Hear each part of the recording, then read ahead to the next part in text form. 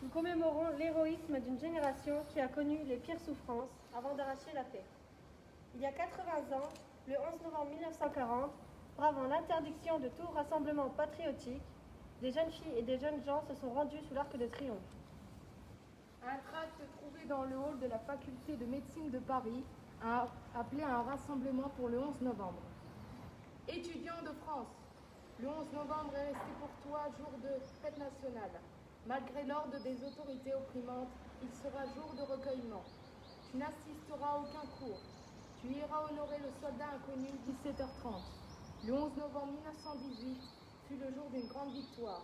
Le 11 novembre 1940 sera le signal d'une plus grande encore.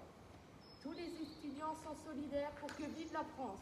Recopie ces lignes et diffuse-les.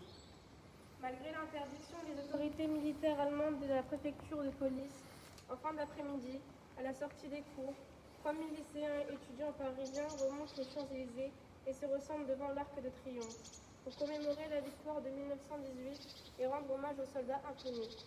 Certains manifestants, cravatés de noir, arborent des rubans rouges ou portant une croix de Lorraine à la boutonnière. Certains étudiants malicieux brandissent de cannes à pêche au cri de vive, suivant d'un bref silence, sous-entendu de Gaulle. Les drapeaux tricolores font leur apparition. De ces attroupements plus bientôt des acclamations. Vive la France! Ils déposent des gerbes et des fleurs sur la tombe du soldat inconnu, puis entonnent la Marseillaise, déviant ainsi l'armée d'occupation.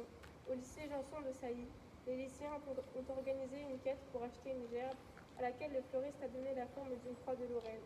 Cet événement symbolique est le premier acte d'opposition publique. Ce jour-là, ils ont dit non à la défaite, non à la collaboration, non au déshonneur. Ce jour-là, ils se sont affirmés, comme les filles et les fils des combattants héroïques de 1914 et 1918. Ce jour-là, une avant-garde de la jeunesse française répondait publiquement à l'appel à la résistance lancé quelques mois plus tôt par le général de Gaulle. À travers ce symbole, c'est la flamme de la nation qui est ici maintenue vivante.